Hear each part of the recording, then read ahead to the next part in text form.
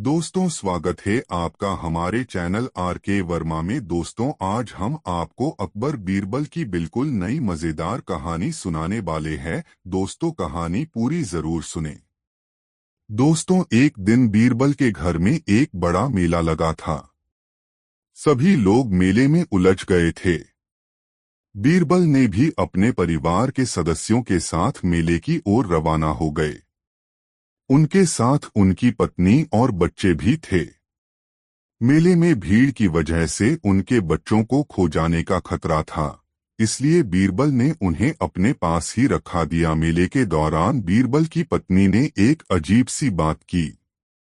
वह बोली, बीरबल, यदि तुम मुझे एक बात बता सकते हो जो मैं सुनने के लिए बहुत उत्सुक हूँ, तो मैं तुम्हें मेले के अगले 7 दिनों तक कोई भी काम करवाने को तैयार हूँ। बीरबल को इस बात की समझ में नहीं आई।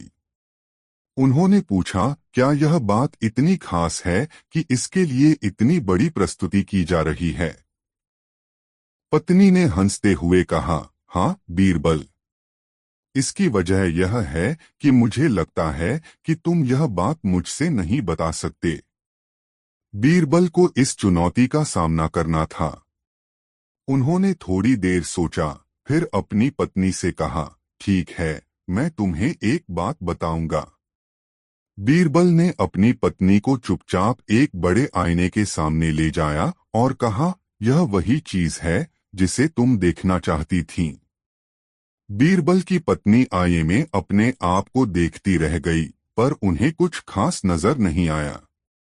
तभी बीरबल ने कहा, तुम इसमें जो सबसे खास हो वह है तुम्हारी अद्भुत और अद्वितीय आत्मा।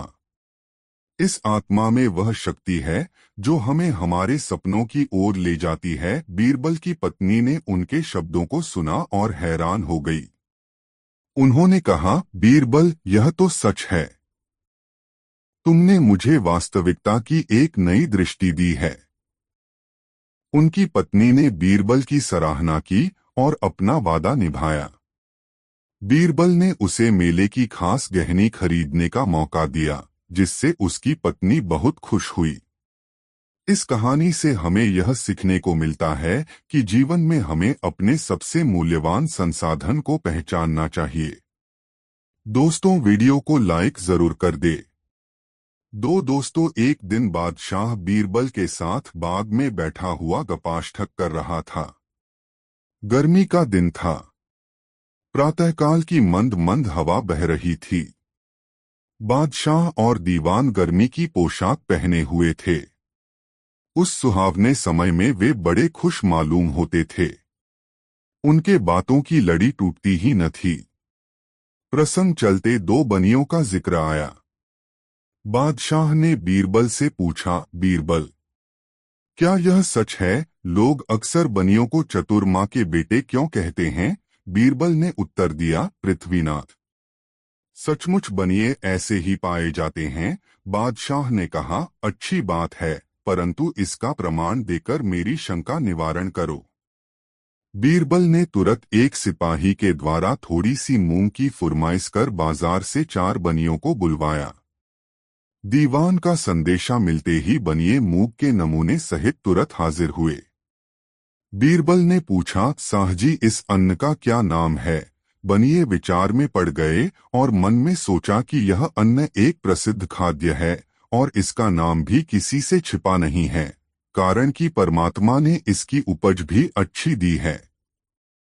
इसके अंदर कोई भेद की बात जरूर है, नहीं तो बादशाह इसका नाम मुझसे क्यों पूछता? उत्तर भी सोच समझकर देना चाहिए। चारों बनियों ने मिलकर एक मत किया। उन्होंने सोचा कि यदि मूंग को मूंग ही बतलाया जाए तो बादशाह इससे प्रसन्न नहीं होने का, तब आखिर ऐसा कौन सा नाम बल्लावे कि बादशाह की प्रसन्नता हो। अभी इनका मिसकाउट चल ही रहा था कि इसी बीच बादशाह ने फिर पूछा, क्यों साहजी, आप लोग अभी तक क्या सोच रहे हैं? इसका नाम क्यों नहीं बतलाते? थोड़ी सी मूंग हाथ में उठाकर एक बनिए ने उत्तर दिया, पृथ्वीनाथ, यह तो मुझे उड़द जान पड़ती है। दूसरे ने कहा, यह मटर जान पड़ती है। परंतु मटर से छोटी है, इसका ठीक ठीक नाम स्मरण में नहीं आता। तीसरे ने कहा, यह मिर्च जान पड़ती है। उनकी ऐसी चौरंगी बातें सुनकर बादशाह ने कहा, तुम लोग मुझे खप्तुलवास जान पड़ते हो। यह मूंग है मूंग। बनियों ने कहा, हाँ गरीब परवर, वही जो आप कह रहे हैं। बादशाह ने फिर पूछा, वही वही क्या? नाम क्यों नहीं बतलाते? बनिए बोले, गरीब परवर, जो नाम अभी आपने बतलाया था वही। बादशाह भी पर में पानी लगने देने वाला नहीं था। उसने कहा, अभी मैंने किस चीज का नाम लिया था? बनिए फिर चालाकी खेल गए और बोले, गरीब परवर, हमको विस्मरण हो गया है। बादशाह ने कहा, हाँ हाँ, मैंने मूंग का नाम बतलाया था। बनियों ने कहा, जी जी, पृथ्वीनाथ वही। इतना होने पर भी बनियों ने मूंग का नाम अपनी जबान पर न लाए। बादशाह उनकी इस चातुर्यता से अति प्रसन्न हुआ और सबको घर जाने की अनुमति दी। दो बादशाह अकबर को पहेली सुनाने और सुनने का काफी शौक था। कहने का मतलब यह कि पक्के पहेलीबाज थे। वे दूसरों से पहेली सुनते और समय समय पर अपनी पहेली भी लोगों को सुनाया करते थे। एक दिन अकबर ने बीरबल को एक नई पहेली सुनाई। ऊपर ढक्कन, नीचे ढक्कन, मध्य मध्य खरबूजा, मौ छुरी से काटे आफेन, अर्थ तासु ना हिंदूजा। बीरबल ने ऐसी पहेली कभी नहीं सुनी थी, इसलिए वह चकरा गया। उस पहेली का अर्थ उसकी समझ में नहीं आ रहा था। अत प्रार्थना करते हुए बादशाह से बोला, जहांपना, अगर मुझे कुछ दिनों की मोहलत दी जाए तो मैं इसका अर्थ अच्छी तरह समझकर आपको बता सकूंगा। बादशाह ने उसका प्रस्ताव मंजूर कर लिया। बीरबल अर्थ समझने के लिए वहां से चल पड़ा। वह एक गांव में पहुंचा। एक तो गर्मी के दिन, दूसरे रास्ते की थकन से परेशान व विवश होकर वह एक घर में घुस गया। घर के भीतर एक लड़की भोजन बना रही थी। बेटी, क्या कर रही हो? उसने पूछा। लड़की ने उत्तर दिया, आप देख नहीं रहे हैं, मैं बेटी को पकाती और माँ को जलाती हूँ। अच्छा, दो का हाल तो तुमने बता दिया, तीसरा तेरा बापू क्या कर रहा है और कहाँ है? बीरबल ने पूछा। वह मिट्टी में मिट्टी मिला रहे हैं, लड़की ने जवाब दिया। इस जवाब को सुनकर बीरबल ने फिर पूछा, तेरी माँ क्या कर रही है? एक को दो कर रही है, लड़की ने कहा। बीरबल को लड़की से ऐसी आशा नहीं थी, परंतु वह ऐसी पंडित निकली कि उसके उत्तर से वह एकदम आश्चर्यचकित रह गया। इसी बीच उसके माता पिता भी आ पहुंचे। बीरबल ने उनसे सारा समाचार कह सुनाया। लड़की का पिता बोला, मेरी लड़की ने आपको ठीक उत्तर दिया है। अरहर की दाल अरहर की सूखी लकड़ी से पक रही है। मैं अपनी बिरादरी का एक मुर्दा जलाने गया था और मेरी पत्नी पड़ोस में मसूर की दाल दल रही थी। बीरबल लड़की की पहेली भरी बातों से बड़ा खुश हुआ। उसने सोचा, शायद यहाँ बादशाह की पहेली का भेद खुल जाए, इसलिए लड़की के पिता से उपरोक्त पहेली का अर्थ पूछा। यह तो बड़ी ही सरल पहेली है, इसका अर्थ मैं आपको बतलाता हूँ। धरती और आकाश दो ढक्कन हैं, उनके अंदर निवास करने वाला मनुष्य खरबूजा है। वह उसी प्रकार मृत्यु आने पर मर जाता है जैसे गर्मी से मोम पिघल जाती है। उस किसान ने कहा। बीरबल उसकी ऐसी बुद्धिमानी देखकर बड़ा प्रसन्न हुआ और उसे पुरस्कार देकर दिल्ली के लिए प्रस्थान किया। वहां पहुंचकर बीरबल ने सभी के सामने बादशाह की पहेली का अर्थ बताया। बादशाह ने प्रसन्न होकर बीरबल को ढेर सारे इनाम दिए। दोस्तों, वीडियो को लाइक जरूर कर दे। एक दिन अकबर अपने मंत्री बीरबल के साथ अपने महल के बाग में घूम रहे थे। अकबर बागों में उड़ते कौओं को देखकर कुछ सोचने लगे और बीरबल से पूछा, क्यों बीरबल, हमारे राज्य में कितने कौए होंगे? बीरबल ने कुछ देर अंगुलियों पर कुछ हिसाब लगाया और बोले, हुजूर, हमारे राज्य में कुल मिलाकर 95,463 कौए हैं। तुम इतना विश्वास से कैसे कह सकते हो? हुजूर, आप खुद गिन लीजिए, बीरबल बोले। अकबर को कुछ इसी प्रकार के जवाब का अंदेशा था।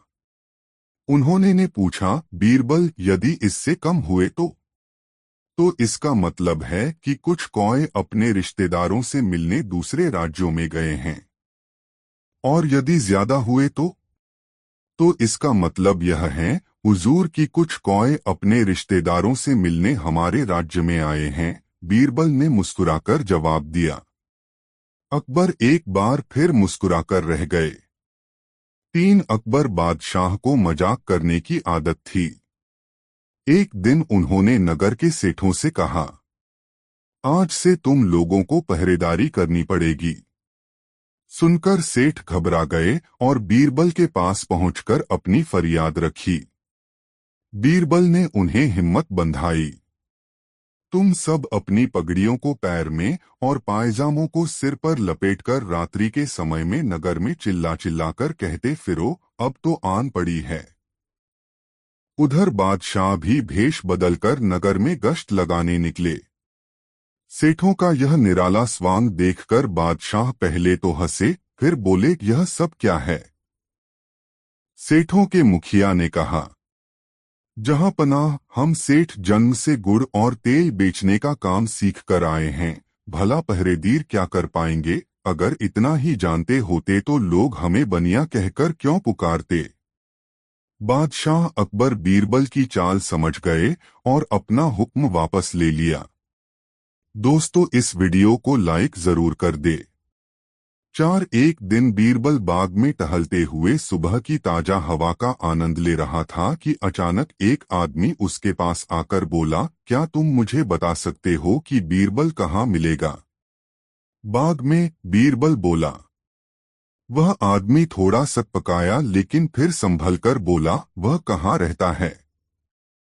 अपने घर में, बीरबल ने उत्तर दिया। हैरान परेशान आदमी ने फिर पूछा, तुम मुझे उसका पूरा पता ठिकाना क्यों नहीं बता देते? क्योंकि तुमने पूछा ही नहीं, बीरबल ने ऊंचे स्वर में कहा। क्या तुम नहीं जानते कि मैं क्या पूछना चाहता हूं? उस आदमी ने फिर सवाल किया। नहीं, बीरबल का जवाब था। वह आदमी कुछ देर के लिए चुप हो गया। बीरबल का टहलना जारी था। उस आदमी ने सोचा कि मुझे इससे यह पूछना चाहिए कि क्या तुम बीरबल को जानते हो? वह फिर बीरबल के पास जा पहुंचा, बोला, बस मुझे केवल इतना बता दो कि क्या तुम बीरबल को जानते हो? हाँ, मैं जानता हूँ, जवाब मिला। तुम्हारा क्या नाम है? आदमी ने पूछा। बीरबल ने उत्तर दिया। अब वह आदमी भौंचक्का रह गया। वह बीरबल से इतनी देर से बीरबल का पता पूछ रहा था और बीरबल था कि बताने को तैयार नहीं हुआ कि वही बीरबल है। उसके लिए यह बेहद आश्चर्य की बात थी। तुम भी क्या आदमी हो? कहता हुआ वह कुछ नाराज सा लग रहा था। मैं तुमसे तुम्हारे ही बारे में पूछ रहा था और तुम न जाने क्या क्या ऊटपटांग बता रहे थे। बताओ, तुमने ऐसा क्यों किया? मैंने तुम्हारे सवालों का सीधा सीधा जवाब दिया था, बस। अंततः वह आदमी भी बीरबल की बुद्धि की तीक्ष्णता देख मुस्कराए बिना न रह सका। दोस्तों, वीडियो को एक लाइक जरूर कर दे। दोस्तों, एक दिन शहंशाह अकबर नाई से अपनी हजामत बनवा रहे थे। तभी वह नाई शहंशाह अकबर की तारीफ करने लगता है। नाई, जहां पनाह, आप अपनी सल्तनत में सबका ख्याल रखते हैं, बच्चे, बड़े, गरीब, लाचार आदि सबका। अकबर, शुक्रिया। नाई, लेकिन जहां पनाह। अकबर, लेकिन क्या हम किसी को भूल रहे हैं जिसकी हम देखभाल नहीं करते हैं? नाई, जहां पनाह, गुस्ताखी माफ करें, क्या कभी आपने बड़े बूढ़ों यानी कभी अपने पूर्वजों के बारे में सोचा है जो दुनिया छोड़कर स्वर्ग चले गए हैं? अकबर, लेकिन हम तो उनका भी ख्याल रखते हैं, उनके हक में हम दुआ करते हैं, उनकी याद में हमने शाही मकबरे बनवाए हैं। नाई, लेकिन जहां पनाह कभी आपने किसी को स्वर्ग भेजा है अपने पूर्वजों की खबर लेने के लिए? उन्हें किसी चीज की वहां जरूरत तो नहीं है। अकबर, क्या ये क्या कह रहे हो? कोई स्वर्ग जाकर वापस कैसे आ सकता है? तुम्हारा दिमाग खराब हो गया है क्या? कोई स्वर्ग की यात्रा करके वापस कैसे आ सकता है? नाई, जहां पनाह मैं सच कह रहा हूँ, स्वर्ग की यात्रा करके वापस आ सकता है। मैं एक ऐसे योगी बाबा को जानता हूँ जो स्वर्ग भेजकर वापस बुला सकते हैं। वजीर अब्दुल्ला उनके भक्त हैं। आप चाहे तो वजीर अब्दुल्ला से कहकर आप उस योगी को बुला सकते हैं। अकबर, ठीक है, तुम कल ही वजीर अब्दुल्ला से कहकर उस योगी को बुलाओ। फिर अगले दिन वजीर अब्दुल्ला उस योगी बाबा को लेकर आते हैं। अकबर, वजीर अब्दुल्ला, क्या योगी बाबा दरबार में आ गए हैं? वजीर अब्दुल्ला, जी, जहां पनाह वो दरबार के बाहर ही खड़े हैं। आपकी इजाजत हो तो उन्हें बुलाया जाए। अकबर, जी, वजीर अब्दुल्ला, उन्हें बुलाया जाए। योगीराज निरंजन बाबा दरबार में हाजिर होते हैं। योगीराज, अलख निरंजन, मेरा नाम योगी निरंजन बाबा है। अकबर, हमने सुना है योगी जी आप किसी को भी स्वर्ग भेजकर वापस बुला सकते हैं, ये बात सच है? योगीराज, हाँ, मैं किसी को भी स्वर्ग भेजकर वापस बुला सकता हूँ। अकबर, हमें भी अपने पूर्वजों के बारे में जानकारी चाहिए, वह स्वर्ग में कैसे रह रहे हैं? उन्हें वहाँ किसी चीज की जरूरत तो नहीं है। योगीराज, आप किसी भरोसेमंद इंसान को स्वर्ग भेज सकते हैं जो स्वर्ग के मोह में न फंसकर वापस आ सके। वजीर अब्दुल्ला, जहां पनाह आप बीरबल को इस काम के लिए भेज दीजिए। बीरबल से ज्यादा भरोसेमंद और कौन हो सकता है? अकबर, बीरबल, क्या आप हमारे लिए स्वर्ग जाएंगे? बीरबल, जी, जहां पनाह मैं स्वर्ग जरूर जाऊंगा, लेकिन उससे पहले मैं निरंजन बाबा से कुछ पूछना चाहता हूँ। योगीराज, इस यात्रा में कितना समय लगेगा?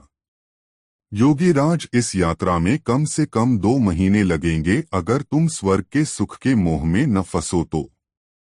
बीरबल, योगी जी आप मुझे स्वर्ग कैसे भेजेंगे? योगीराज, मैं एक पवित्र आग जलाऊंगा, उसमें तुम्हें प्रवेश करना है। वैसे तो ये क्रिया कहीं भी हो सकती है, लेकिन हम इसे गंगा नदी के किनारे करेंगे। बीरबल, जहां पनाह मैं काफी दिनों के लिए अपने घर से दूर रहूंगा, इसलिए मैं 4-5 दिन की मोहलत मांगता हूँ, कुछ अधूरे काम निपटाने हैं। अकबर, ठीक है बीरबल, योगीराज जी आप ये काम 5 दिन बाद संपन्न करें। अब 5 दिन बाद बीरबल को जलाने के लिए ले जाया जाता है। स्वर्ग की यात्रा के लिए योगीराज विधि संपन्न करते हैं। वह एक चिता पर फूल और कुछ सामग्री डालते हैं और बीरबल के माथे पर तिलक करते हैं और चित्त हो जाने को कहते हैं। बीरबल, अलविदा। जहां पना। अकबर, हमें आपकी बहुत याद आएगी, आप जल्दी लौटने की कोशिश करना। बीरबल, जी, जहां पनाह मैं जल्दी लौटकर आऊंगा। और फिर 2 महीने गुजर जाते हैं। शहंशाह अकबर बहुत चिंतित हो जाते हैं। अकबर, हमें बीरबल की बहुत याद आ रही है। 2 महीने गुजर चुके पर बीरबल अभी तक नहीं लौटे, हमें बहुत चिंता हो रही है। योगीराज का क्या कहना है, कब तक बीरबल लौट आएंगे? वजीर अब्दुल्ला, जहां पनाह योगी बाबा ये भी तो कह रहे थे हो सकता है बीरबल को स्वर्ग के सुख बहुत भा गए हों और वह उन्हें छोड़कर न आना चाहें। अकबर, नहीं, ऐसा कभी नहीं हो सकता है। बीरबल ऐसा कभी नहीं कर सकते हैं। उन पर हमें पूरा भरोसा है। उसी वक्त वहां पर बीरबल आते हैं। उनके लंबे लंबे बाल होते हैं, लंबी सी दाढ़ी। अकबर उन्हें देखकर बहुत खुश होते हैं। अकबर, खुशामदीद। खुशामदीद। हमें आपको देखकर बहुत खुशी हुई। और बताइए, स्वर्ग में हमारे पूर्वज कैसे हैं? उन्हें किसी चीज की वहां जरूरत तो नहीं है?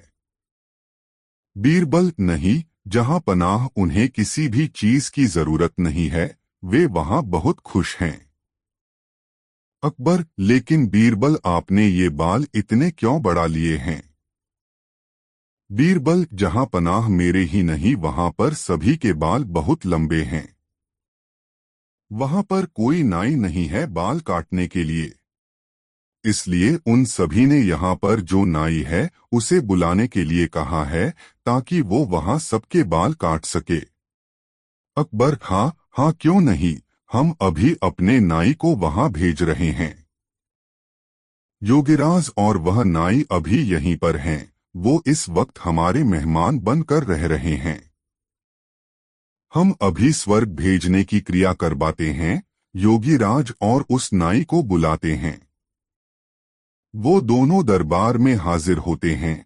अकबर उनसे कहते हैं, अकबर, योगीराज, स्वर्ग में नाई की जरूरत है। आप जल्दी से इस नाई को स्वर्ग भेजने की क्रिया शुरू कीजिए। नाई अपने घुटनों पर गिरकर, जहां पनाह, मुझे माफ कर दीजिए, मुझसे ये सब वजीर अब्दुल्ला ने करवाया था। क्योंकि वह बीरबल की शोहरत से जलते हैं और बीरबल को अपने रास्ते से हटाना चाहते थे, और ये बाबा भी पाखंडी है। पता नहीं बीरबल उस आग से कैसे बच गए, लेकिन मैं नहीं बचूंगा, मुझे माफ कर दीजिए।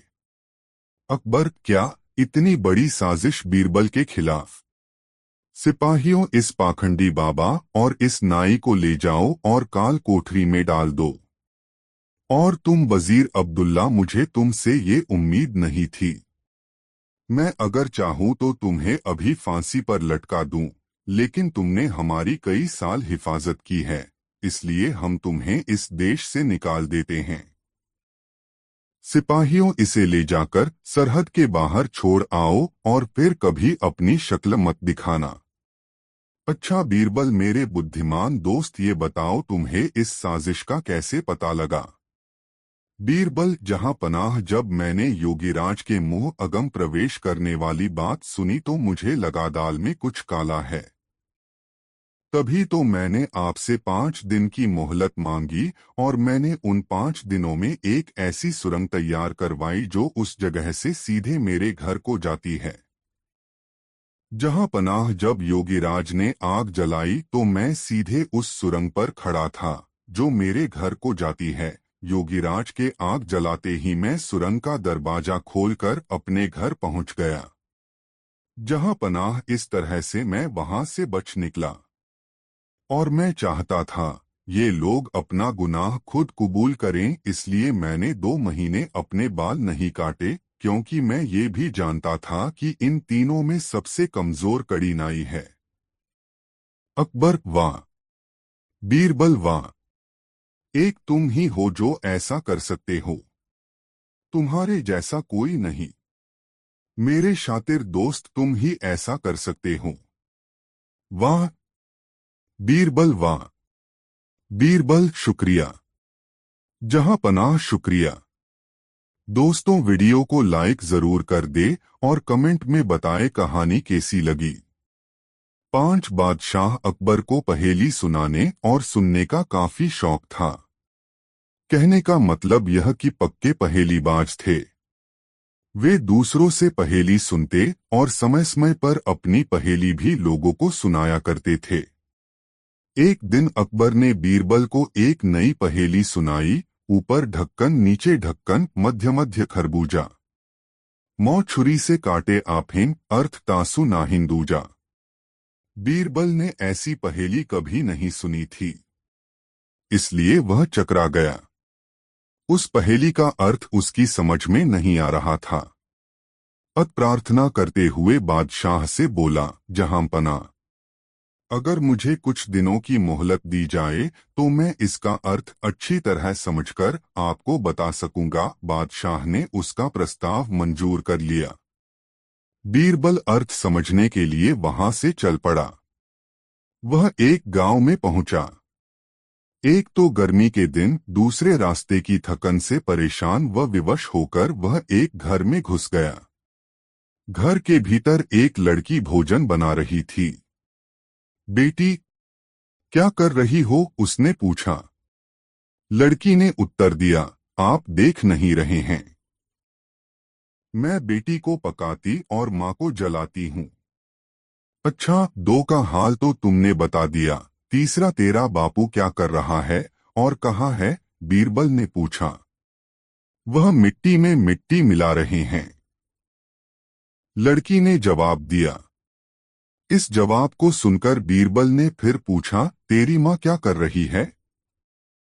एक को दो कर रही है, लड़की ने कहा। बीरबल को लड़की से ऐसी आशा नहीं थी, परंतु वह ऐसी पंडित निकली कि उसके उत्तर से वह एकदम आश्चर्यचकित रह गया। इसी बीच उसके माता पिता भी आ पहुंचे। बीरबल ने उनसे सारा समाचार कह सुनाया। लड़की का पिता बोला, मेरी लड़की ने आपको ठीक उत्तर दिया है। अरहर की दाल अरहर की सूखी लकड़ी से पक रही है। मैं अपनी बिरादरी का एक मुर्दा जलाने गया था और मेरी पत्नी पड़ोस में मसूर की दाल दल रही थी। बीरबल लड़की की पहेली भरी बातों से बड़ा खुश हुआ। उसने सोचा, शायद यहाँ बादशाह की पहेली का भेद खुल जाए, इसलिए लड़की के पिता से उपरोक्त पहेली का अर्थ पूछा। यह तो बड़ी ही सरल पहेली है। इसका अर्थ मैं आपको बतलाता हूँ। धरती और आकाश दो ढक्कन हैं। उनके अंदर निवास करने वाला मनुष्य खरबूजा है। वह उसी प्रकार मृत्यु आने पर मर जाता है, जैसे गर्मी से मोम पिघल जाती है। उस किसान ने कहा। बीरबल उसकी ऐसी बुद्धिमानी देखकर बड़ा प्रसन्न हुआ और उसे पुरस्कार देकर दिल्ली के लिए प्रस्थान किया। वहां पहुंचकर बीरबल ने सभी के सामने बादशाह की पहेली का अर्थ बताया। बादशाह ने प्रसन्न होकर बीरबल को ढेर सारे इनाम दिए। दोस्तों, वीडियो को लाइक जरूर कर दे। एक दिन अकबर अपने मंत्री बीरबल के साथ अपने महल के बाग में घूम रहे थे। अकबर बागों में उड़ते कौओं को देखकर कुछ सोचने लगे और बीरबल से पूछा, क्यों बीरबल, हमारे राज्य में कितने कौए होंगे? बीरबल ने कुछ देर अंगुलियों पर कुछ हिसाब लगाया और बोले, हुजूर, हमारे राज्य में कुल मिलाकर 95,463 कौए हैं। तुम इतना विश्वास से कैसे कह सकते हो? हुजूर, आप खुद गिन लीजिए, बीरबल बोले। अकबर को कुछ इसी प्रकार के जवाब का अंदेशा था। उन्होंने ने पूछा, बीरबल, यदि इससे कम हुए तो इसका मतलब है कि कुछ कौए अपने रिश्तेदारों से मिलने दूसरे राज्यों में गए हैं।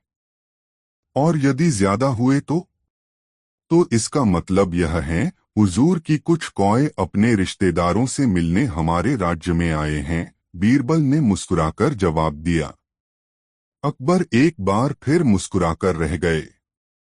दोस्तों, ऐसी और मजेदार कहानी सुनाने के लिए हमारे चैनल RK वर्मा को सब्सक्राइब जरूर कर ले और इस वीडियो को अपने दोस्तों को जरूर शेयर करें। वीडियो देखने के लिए धन्यवाद। अकबर ने एक बार बीरबल को किसी काम के लिए काबुल भेजा। वहां पर उन्हें एक जासूस समझकर वहां के राजा के सामने पकड़ कर लाया गया। राजा, तुम कौन हो और मेरे राज्य में क्या कर रहे हो? बीरबल, मैं भारत से आया हुआ एक मुसाफिर हूँ। राजा, अगर तुम इतने बड़े यात्री हो तो बताओ, तुम मेरे शासन के बारे में क्या सोचते हो? बीरबल, आप पूर्ण चंद्रमा की तरह हैं। आपकी ताकत और साहस की कोई तुलना नहीं है। राजा इस उत्तर से संतुष्ट हुए, लेकिन पूछा, तुम्हारे राजा के बारे में?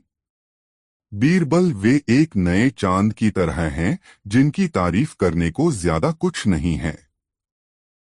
राजा इतना खुश हुआ कि उसने बीरबल को एक थैला भरकर सोने की मोहरें दी। उसके लौटने पर अकबर के दरबारियों ने पहले ही बादशाह को बीरबल और काबुल के राजा के बीच हुई बातें बता दी। अकबर, बीरबल, मैंने सुना तुम्हें काबुल के राजा ने सम्मान दिया। बीरबल, हाँ जहांपनाह, उन्होंने मुझसे आपके बारे में पूछा। अकबर, मैंने सुना कि तुमने उन्हें पूरे चंद्रमा और हमारी नए चांद तुलना की। बीरबल, यह सच है जहांपनाह। अकबर, तुम्हारी अपने बादशाह की बेइज्जती करने की हिम्मत कैसे हुई? बीरबल, मैंने तो आपकी प्रशंसा की। बढ़ता हुआ चंद्रमा तो बढ़ती समृद्धि का प्रतीक माना जाता है और उससे प्रशंसा भी बढ़ती है। हिंदू और मुस्लिम दोनों ही चंद्रमा को दूसरे दिन से देखना शुरू करते हैं, जबकि पूर्ण चंद्रमा की शक्ति और ऊर्जा धीरे धीरे कम होती जाती है। अकबर, मैं तुम पर पूर्ण विश्वास कर सकता हूँ। शिक्षा, अपने संदेश को इस प्रकार संप्रेषित करें कि प्राप्तकर्ता वही देखे जैसा वह चाहता है और उससे किसी की हानि भी न हो। कूटनीति एक कला है, इसे सीखें और पारंगत हों यदि आप शीर्ष पर पहुंचना चाहते हैं। यह वाहन में ईंधन की तरह ही आवश्यक है। 4 एक बार अकबर बिस्तर पर पड़े पड़े पानी मांगे जा रहे थे। आसपास कोई खास निजी सेवक था नहीं। सो महल का कूड़ा कचरा साफ करने वाले निम्न दर्जे के मामूली नौकर ने हिम्मत करके बादशाह को पानी का गिलास दिया। अकबर उसे अपने कमरे में देखकर चौंक गए, लेकिन प्यास इतनी लगी थी कि वे खुद को रोक नहीं पाए और पानी ले लिया। तभी वहां अकबर के खास सेवक आ पहुंचे। उन्होंने फौरन उस कचरा साफ करने वाले नौकर को कमरे से बाहर कर दिया और सभी अकबर की चापलूसी करने लगे। दोपहर हुई तो अकबर का पेट खराब हो गया। हकीम को बुलाया गया, पर फिर भी अकबर की हालत में सुधार नहीं हुआ। अब राजवैद्य आए, उनके साथ राज्य ज्योतिष भी थे। उन्होंने कहा कि शायद आप पर किसी मनहूस व्यक्ति का साया पड़ा है, इसीलिए आपकी तबीयत खराब हुई है। अकबर बादशाह को तुरंत उस कचरा साफ करने वाले नौकर का ख्याल आया। उन्होंने कहा कि आज सुबह मैंने उस कचरा साफ करने वाले के हाथ से पानी पिया था, इसीलिए मेरे साथ यह सब हुआ है। उन्होंने गुस्से में उस नौकर को मौत की सजा दे दी। थोड़ी ही देर में सिपाहियों ने उस नौकर को कारागार में बंद कर दिया। बीरबल को जब इस बात का पता लगा तो वह उस नौकर के पास गए और उसे सांत्वना देते हुए कहा कि वह उसे बचा लेंगे। बीरबल तुरंत अकबर के पास गए और उनका हालचाल लिया। तब अकबर ने बताया कि हमारे राज्य का सबसे बड़ा मनहूस मुझे बीमार कर गया। यह बात सुनकर बीरबल हंस पड़े। तब अकबर को गुस्सा आया और वह बोले कि तुम्हें मेरी यह हालत देखकर मजा आ रहा है। तो बीरबल ने कहा कि नहीं नहीं महाराज, एक बात पूछनी थी। अगर मैं उस नौकर से बड़ा मनहूस आपको ढूंढ कर दूं तो आप क्या करेंगे? क्या आप इस नौकर को सजा से मुक्ति दे देंगे? अकबर ने तुरंत बीरबल की यह शर्त मान ली और पूछा कि बताओ उस नौकर से बड़ा मनहूस कौन है? अब बीरबल बोले, उस नौकर से बड़े मनहूस तो आप खुद हैं। उस नौकर के हाथ पानी पीने से आपकी तबीयत खराब हुई, आप बिस्तर पर आ गए। लेकिन उसका तो सोचिए, वह तो आपकी प्यास बुझाने आया था, आपकी खिदमत कर रहा था। सुबह सुबह आपकी शक्ल देखने से उसकी तो जान पर बन आई है। उसे तो मौत की सजा मिल गई, तो इसलिए उससे बड़े मनहूस तो आप हुए। अब आप खुद को मौत की सजा मत दीजिएगा, क्योंकि हम सब आपसे बहुत प्यार करते हैं। बीरबल की यह चतुराई भरी बात सुनकर अकबर बिस्तर पर पड़े पड़े हंसने लगे। उन्होंने उसी वक्त उस गरीब नौकर को छोड़ देने के आदेश दिए और उसे इनाम भी दिया। और मनहूसियत का अंधविश्वासी सुझाव देने वाले राज्य ज्योतिष को उसी वक्त घोड़े के तबेले में मुनीमगिरी के काम में लगा दिया गया। दोस्तों, इस वीडियो को लाइक जरूर कर दे। 4 दोस्तों, एक बार की बात है, दिल्ली नगर में एक अति दरिद्री मनुष्य रहता था। उसकी हालत बड़ी अबतर थी। यहाँ तक कि अन्न मिलता तो वस्त्र नहीं, और यदि वस्त्र मिलता तो अन्न का ही अभाव रहता। उस मनुष्य को एक 8 वर्ष की कन्या थी, जो रूप रंग में भली और शरीर की सुडौल थी। एक दिन एक दुष्ट मनुष्य उस कन्या से मिला और उसे कुछ प्रलोभन देकर बहकाया। जब वह बालिका छोटी बुद्धि के कारण उसके बहकावे में आ गई तो वह उसे एक रंडी के घर ले जाकर बेच दिया। वेश्या के घर जाकर कन्या को सब उपभोग की सामग्रियां आसानी से मिलने लगीं। खाने के लिए हर समय नया नया और स्वादिष्ट पदार्थ मिलता था। ऐसे सुख के उपभोग में पड़कर कन्या अपने पिता को एकदम भूल गई।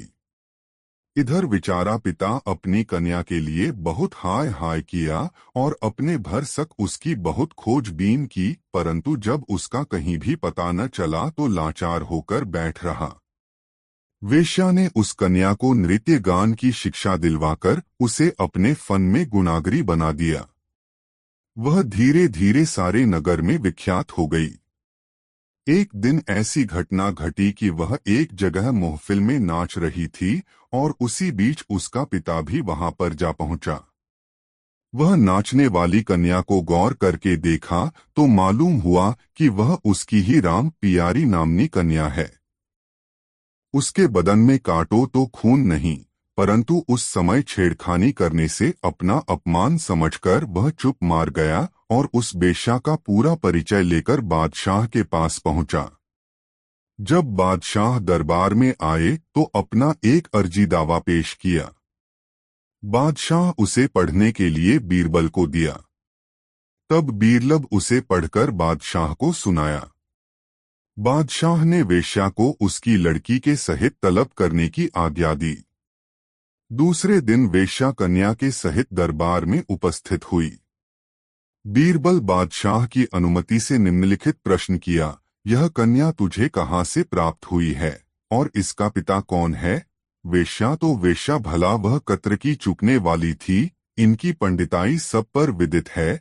वह घर से ही कन्या को भली भांति सिखा पढ़ाकर दरबार में लाई थी। उसने कहा, पृथ्वीनाथ, यह एक फकीर को कन्या है। जब यह बहुत छोटी थी तभी वह फकीर इसे मेरे हाथ बेच गया था। इसकी उम्र उस समय 2-3 वर्ष की थी। भली भांति बातचीत भी करना नहीं जानती थी। मेरे घर रहकर कई वर्षों के बाद अब सयानी हुई है। लालन पालन के अतिरिक्त और बहुत सा व्यय करके मैंने इसे शिक्षिता बनाया है। बीरबल ने उस कन्या से पूछा, क्यों री छोकरी, तू अपने माता पिता को जानती है? तेरा जन्म किस जगह हुआ था? लड़की बोली, ना सरकार, मैं तो अपने माता पिता की सूरत भी नहीं पहचानती। जब से होश संभाले हूँ तब से आज तक बराबर इन्हीं का साथ है और मैं इन्हीं को अपनी माँ जानती हूँ। बीरबल ने वेश्या से पूछा, तू इस लड़की का नाम जानती है? वेश्या बोली, हाँ, मैं इसको काशी के नाम से पुकारती हूँ। बीरबल ने कहा, अच्छा, अब आज तुम अपने घर जाओ, कल दरबार के समय फिरम उपस्थित होना। दूसरे दिन बीरबल ने उससे पहले ही लड़की के पिता को तलब किया और उससे पूछा, क्या तुम अपने लड़की का असली नाम बतला सकते हो? पिता बोला, हाँ सरकार, मैं उसे सुभद्रा नाम से पुकारता हूँ।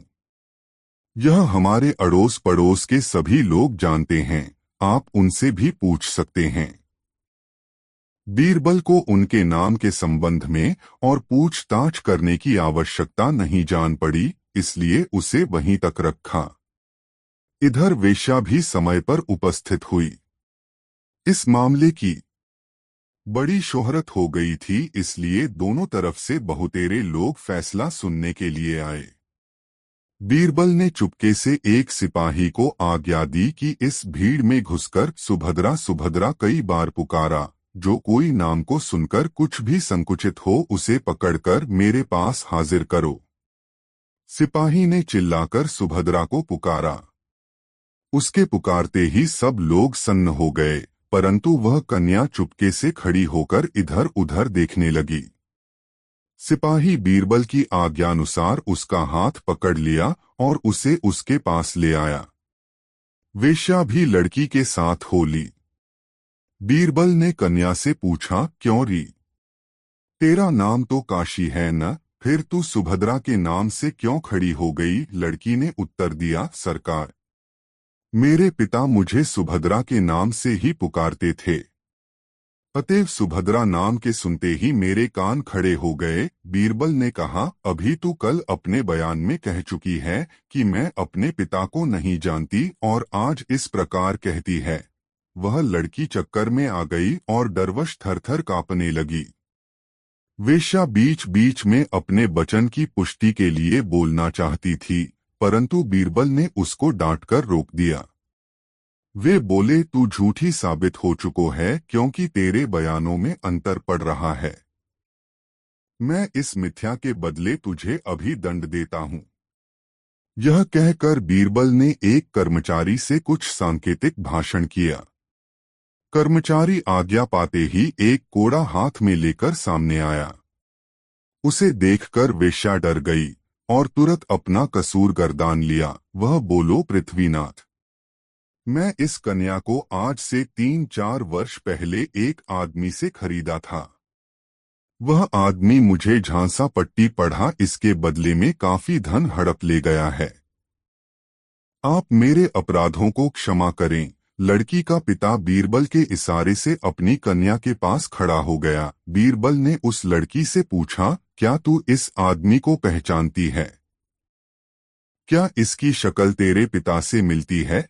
लड़की को डर उत्पन्न हो गया। उसने सोचा कि अगर झूठ बोलती हूं तो बोरबल बीच सभा में कोड़े लगवावेगे, अतएव सच बोलना ही अच्छा है।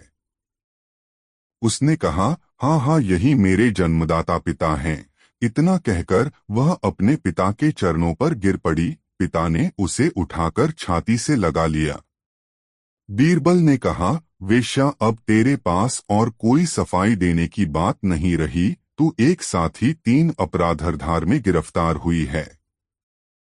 पहला अपराध अवोध कन्या के फुसलाने का, दूसरा दास व्यवसाय को तरक्की देने का और तीसरा धोखा देने का है। इसलिए तुमको 7 वर्ष की सजा दी जाती है। वह सिपाहियों द्वारा तत्क्षण कैद कर ली गई और वे उसे लेकर कारागृह का मार्ग लिए। तब बीरबल उस वृद्ध पुरुष को समीप बुलाकर बोले, मैं तुम्हारी कन्या को तुम्हें देता हूँ, परंतु साथ ही इस बात की हिदायत भी करता हूँ कि अब यह लड़की तुम्हारे यहाँ न रह सकेगी। इसलिए तुम्हारो और इसकी इसी में भलाई है कि एक अच्छे बर की तलाश कर इसकी यथाशीघ्र शादी कर दो। बूढ़े मनुष्य ने दीवान की उचित सलाह को मानने का वचन दिया और उससे विदा हो अपनी कन्या के साथ खुशी दो घर लौट आया। दोस्तों, इस वीडियो को लाइक जरूर कर दे।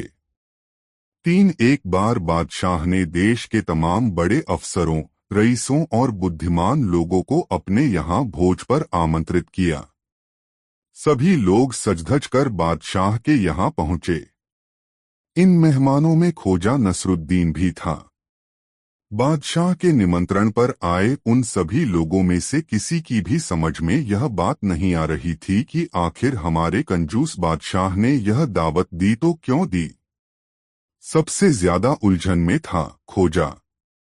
बादशाह के यहाँ दावत पर पहुंचे सभी लोग यह देखकर हैरान थे कि बादशाह ने उन्हें बुलाया है तो शायद इसलिए कि वह उन्हें खिला पिलाकर कई महीनों तक नए नए बहानों से नए नए टैक्स लगाकर उनसे दावत की कीमत वसूल कर लेगा। लेकिन खोजा के पास तो एक गधे के अतिरिक्त और कोई पूंजी भी नहीं है। वैसे भी बादशाह जिन दिनों बीमार चल रहा था तब खोजा ने दूर की सोची थी। उसके बाद तो बादशाह को खोजा की शक्ल भी नहीं देखनी चाहिए थी। खैर, दस्तरखान बिछे, सबने छक कर भोजन किया, डकारेली और रवानगी की तैयारियां करने लगे। तभी देखते क्या है कि राजमहल के भीतर से कुछ राज कर्मचारी उपहारों के टोकरे लेकर आ रहे हैं।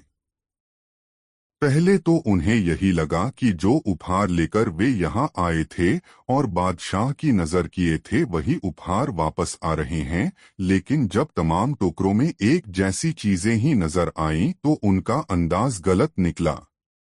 बादशाह ने तमाम मेहमानों को कपड़ों का एक जोड़ा भेंट किया। सबसे अंत में बारी आई खोजा की। उसे भी एक जोड़े कपड़ा भेंट किया गया, लेकिन खोजा को दिया गया जोड़ा बाकी तमाम जोड़ों से एकदम अलग था। वह जोड़ा आदमी के पहनने वाले कपड़े का न होकर गधे की पीठ पर रखे जाने वाले जामे का था। खोजा ने जैसे ही उस जोड़े को खेल कर देखा, उसे समझते देर नहीं लगी कि उसे अपमानित करने के उद्देश्य से ही उसे इस दावत में आमंत्रित किया गया है। सबके सामने बादशाह ने उसे यह जताने की कोशिश की है कि वह एक जोड़ी कपड़े के लायक भी नहीं है। बादशाह की निगाह में मुझे ज्यादा औकात मेरे गधे की है। फिर इससे पहले कि वहां मौजूद मेहमान खोजा की हंसी उड़ाएं, खोजा ने हंसते हुए कहा, मेहरबानो, आप सब देख रहे हैं कि बादशाह हुजूर मुझे आप सबसे ज्यादा पसंद करते हैं। इसीलिए उन्होंने आप सबको तो बाजार में मिलने वाले आम रेशम के कपड़े का जोड़ा दिया है, लेकिन मुझे तो उन्होंने स्वयं का जमा ही भेंट में दे दिया है। खोजा की बात सुनकर वहां उपस्थित सभी मेहमान ठहाके लगाकर हंसने लगे, लेकिन बादशाह के चेहरे पर जैसे कालिक ही पुत गई। वह मुंह फेरकर चुपचाप महल में चला गया। दोस्तों, वीडियो को लाइक जरूर कर दें। 4 एक बार काजी एक पकापकाया कलहंस बादशाह को भेंट करने आया। उसने बादशाह से कहा, बादशाह सलामत, आज आपका जन्मदिन है। मैं जानता हूं कि आपको कलहंस का मांस बहुत ज्यादा पसंद है, इसलिए मैं यह कलहंस खुद पकाकर आपको और आपके परिवार के लोगों को खिलाने आया हूं। बादशाह की दोनों शहजादियां कलहंस की टांगें और उसके 2 बेटे कलहंस का सीना खाने के लिए मचलने लगे। बादशाह और उसकी बेगम को कोई उपाय नहीं सूझा तो उन्होंने राजमहल के सेवक खोजा को बुलवाया और कलहंस का बंटवारा करने को कहा।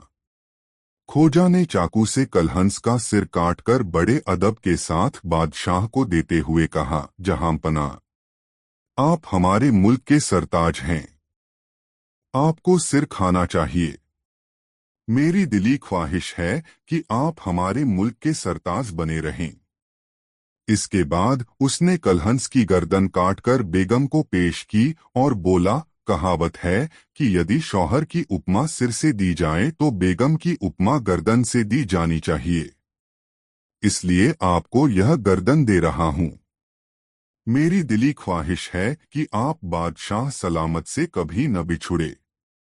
फिर उसने कलहंस का एक एक दैना दोनों शहजादियों को दिया और कहा, मेरी दिली ख्वाहिश है कि तुम्हारी शादी किसी अच्छी जगह हो जाए।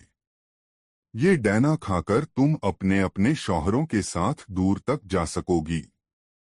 फिर उसने दोनों शहजादों को कलहंस का एक एक पंजा दे दिया और कहा, तुम लोग बादशाह के तख्त के वारिस हो। पंजा खाकर तुम राजगद्दी पर मजबूती से पांव जमा सकोगे। कलहंस के सीने और टांगों का गोश्त ही काफी बच गया था। खोजा अपनी बात जारी रखते हुए बोला, किसी भी मुल्क की जनता ही उस मुल्क का सीना और पांव होती है। जनता की ही मेहनत और लगन से कोई मुल्क आबाद और धनवान बनता है। बादशाह और उसके वारिस ही जिस मुल्क की जनता का दिल और टांगे खाने लगें, उस मुल्क के शासक के दिन जल्दी ही लगने वाले होते हैं, ऐसा समझना चाहिए। इस लिहाज से यदि इस कलहंस का सीना और टांगे हमारे बादशाह या उनका परिवार खाता है तो यह एक अपशकुन होगा। बेहतर यह होगा कि उसे मैं यानी इस मुल्क का आदमी नसरुद्दीन खोजा खाएं। यह कहता हुआ वह उस कलहंस के सीने और टांगों का गोश्त उठाकर राजमहल से बाहर चला गया और ड्योढ़ी पर बैठकर मजे से खाने लगा। कहना न होगा कि कलहंस के सीने और टांगों का गोश्त ही सबसे लजीज माना जाता है। दोस्तों, वीडियो को एक लाइक जरूर कर दे।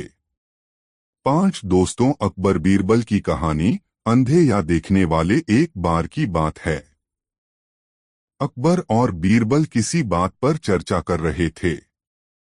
तभी एक क्षण ऐसा आया जब राजा अकबर ने कहा, बीरबल, दुनिया में हर 100 आदमी के पीछे एक अंधा व्यक्ति होता है। राजा की यह बात सुनकर बीरबल ने उनकी इस बात पर असहमति जताते हुए कहा, महाराज, मेरे हिसाब से आपका आकलन कुछ गलत प्रतीत होता है। सही मायने में तो दुनिया में अंधों की संख्या देखने वालों के मुकाबले काफी अधिक है। बीरबल का यह जवाब सुनकर राजा अकबर को काफी आश्चर्य हुआ। उन्होंने कहा, जब हम अपने चारों ओर देखते हैं तो देखने वाले लोगों की संख्या अंधों से अधिक ही माल है। ऐसे में अंधों की संख्या देखने वालों के मुकाबले अधिक कैसे हो सकती है?